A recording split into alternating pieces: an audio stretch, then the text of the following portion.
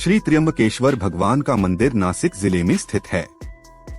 यह मंदिर भगवान शिव के उन 12 ज्योतिर्लिंगों में से एक है जिन्हें भारत में सबसे अधिक पूजा जाता है। मंदिर के पास ब्रह्मगिरी नमक पर्वत से पुण्यसलिला गोदावरी नदी निकलती है। उत्तर भारत में पापनाशिनी गंगा का जो महत्व है वही दक्षिण में गोदावरी का है। जिस तरह गंगा अवतरण का श्रेय महातपस्वी भागीरथ जी को है, वैसे ही गोदावरी का प्रवाह ऋषिश्रेष्ठ गौतम जी की महान तपस्या का फल है जो उन्हें भगवान आशुतोष से प्राप्त हुआ था। बृहस्पति के सिंह राशि में आने पर यहाँ बड़ा कुंभ मेला लगता है और श्रद्धालुजन गौतमी गंगा में स्नान कर तथा भगवान श्री त्र्यंबकेश्वर का दर्शन कर अपने को कृतकृत्य मानते हैं।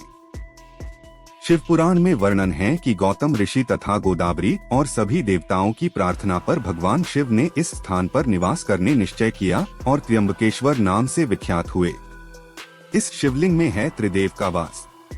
त्र्यंबकेश्वर ज्योतिर्लिंग सबसे अद्भुत और मुख्य बात यह है कि इसके 3 मुख सिर हैं, जिन्हें एक भगवान ब्रह्मा, एक भगवान विष्णु और एक भगवान रुद्र का रूप माना जाता है। इस लिंग के चारों ओर एक रत्न जड़ित मुकुट रखा गया है, जिसे त्रिदेव के मुखौटे के रूप में माना गया है।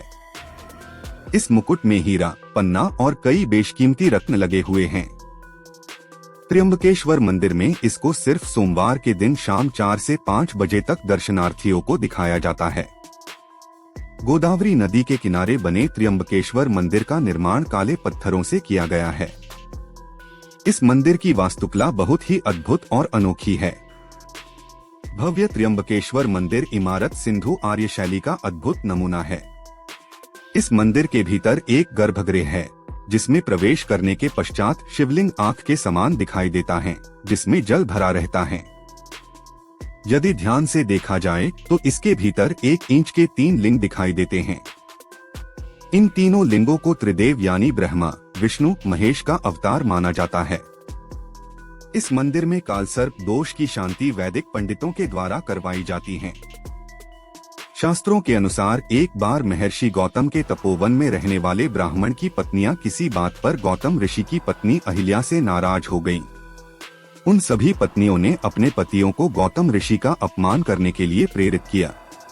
उन ब्राह्मणों ने इसके लिए भगवान गणेश की आराधना की। उनकी आराधना से प्रसन्न होकर गणेश जी ने उनसे वर मांगने को कहा। उन ब्राह्मणों ने कहा, प्रभु किसी प्रकार ऋषि गौतम को इस आश्रम से बाहर निकाल दीजिए। गणेश जी को विवश होकर उनकी बात माननी पड़ी। तब गणेश जी ने एक दुर्बल गाय का रूप धारण करके ऋषि गौतम के खेत में जाकर फसल खाने लगे। देववश गौतम वहां पहुंचे और तिनकों की मुट्ठी से उसे हटाने लगे। त्रिनों के स्पर्श से गौ पृथ्वी पर गिर पड़ी और ऋषि के सामने ही मर गई। उस समय छिपे हुए सारे ब्राह्मण एकत्रित होकर गौ हत्यारे कहकर ऋषि गौतम का अपमान करने लगे। ऐसी विषम परिस्थिति को देखकर गौतम ऋषि उन ब्राह्मणों से प्रायश्चित पूछा। तब उन्होंने कहा, गौतम तुम अपने पाप को सर्वत्र बताते हुए 3 बार पृथ्वी की परिक्रमा करो, फिर लौटकर यहाँ 1 महीने तक व्रत करो। इसके बाद इस ब्रह्मगिरी पर 100 बार घूमो, तभी तुम्हारी शुद्धि होगी। यदि यह न कर पाओ तो यहाँ गंगा जी को लाकर उनके जल से स्नान करके 1 करोड़ पार्थिव शिवलिंग से भगवान शिवजी की आराधना करो। इसके बाद फिर से गंगा जी में स्नान करके पुनः 100 घड़ों से पार्थिव शिवलिंग को स्नान कराने से तुम्हारा उद्धार होगा। गौतम ऋषि ने इस प्रकार कठोर प्रायश्चित किया। इससे प्रसन्न होकर भगवान शिव ने उनसे वर मांगने को कहा। महर्षि गौतम ने कहा, भगवान आप मुझे गौ हत्या के पाप से मुक्त कर दीजिए। भगवान शिव ने कहा, गौतम तुम सर्वदा निष्पाप हो। गौ हत्या का अपराध तुम पर छल पूर्वक लगाया गया था। ऐसा करने के लिए तुम्हारे आश्रम के ब्राह्मणों को मैं दंड देना चाहता हूँ। इस पर महर्षि गौतम ने कहा, उन्हीं के उस कार्य से मुझे आपके दुर्लभ दर्शन प्राप्त हुए हैं। अब उन्हें मेरा परम समझकर उन पर आप क्रोध न करें। बहुत सारे ऋषि मुनियों और देवगणों एवं गंगा ने वहां उपस्थित होकर ऋषि गौतम की बात का अनुमोदन करते हुए भगवान शिव से सदा वहीं पर निवास करने की प्रार्थना की। देवों के प्रार्थना करने पर भगवान भोलेनाथ वहीं गौतमी तट पर त्र्यंबकेश्वर ज्योतिर्लिंग के रूप में प्रतिष्ठित हो गए। दर्शन से पूरी होती हैं सभी मनोकामनाएं।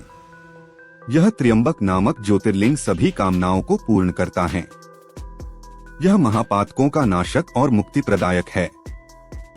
जब सिंह राशि पर बृहस्पति आते हैं तब इस गौतमी तट पर सकल तीर्थ, देवगण और नदियों में श्रेष्ठ गंगा जी पधारती हैं तथा महाकुंभ पर्व होता है। अगर वीडियो पसंद आई हो तो लाइक, शेयर और सब्सक्राइब